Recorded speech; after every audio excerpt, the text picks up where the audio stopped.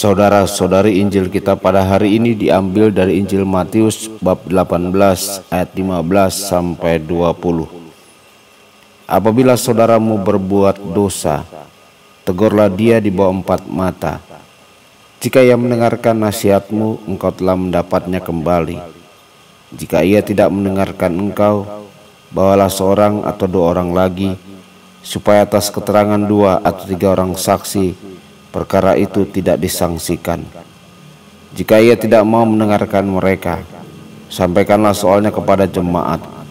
Dan jika ia tidak mau juga mendengarkan jemaat, pandanglah dia sebagai seorang yang tidak mengenal Allah atau seorang pemungut cukai. Aku berkata kepadamu, sesungguhnya apa yang kamu ikat di dunia ini akan terikat di surga, dan apa yang kamu lepaskan di dunia ini akan terlepas di surga.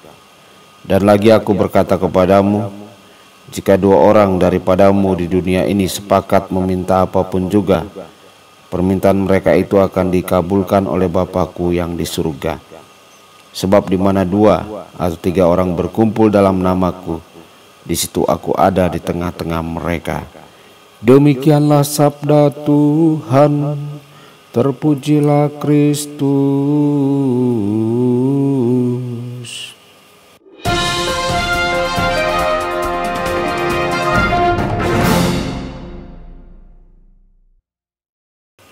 Saudara dan saudari terkasih dimanapun Anda berada, jumpa lagi dengan saya Romo Tedens dalam saluran Warta Kabar Sukacita. Semoga Anda semua dimanapun berada senantiasa dalam keadaan sehat dan bahagia. Saudara-saudari, semua yang Kristus lakukan dan memohon kita lakukan dalam hidup kita adalah agar memberi hidup. Aku datang agar mereka memiliki hidup dan memilikinya dengan lebih berkelimpahan. Kristus tahu bahwa perjalanan hidup kita tidaklah sempurna, baik karena penderitaan dan dosa yang kita sebabkan, maupun apa yang orang lain lakukan terhadap kita. Tidak ada penderitaan atau sakit hati yang tersembunyi darinya. Tetapi, hidup bukanlah kematian yang Dia inginkan. Kristus mengundang kita untuk menghidupi hatinya.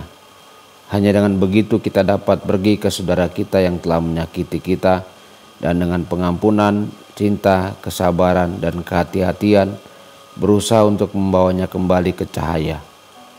Melakukan hal itu selalu membawa kita kembali ke hati Kristus dan hati gerejanya, karena Dia adalah terang, Dia adalah jalan, kebenaran, dan hidup.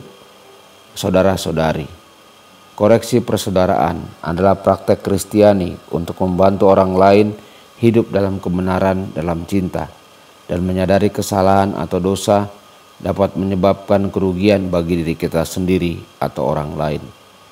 Pandangan lahiriah Kristus sendiri terhadap anak-anaknya adalah tetapan tanpa keegoisan, tetapi dengan cinta murni yang dimulai dalam kebenaran dan menginginkan kebaikan orang lain. Inilah amalan yang harus terus-menerus membuat kita bertekuk lutut dan hidup dalam keikhlasan di hadapan Tuhan, karena hanya cahayanya yang dapat benar-benar menerangi hati kita dan memurnikan niat kita untuk kebaikan orang lain.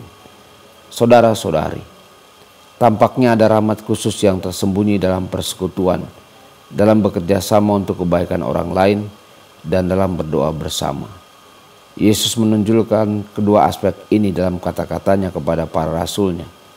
Biarlah penegasan Yesus memperkuat iman kita pada kekuatan doa dan karunia besar yang telah Dia berikan kepada kita di gereja dan komunitas serta keluarga kita sendiri.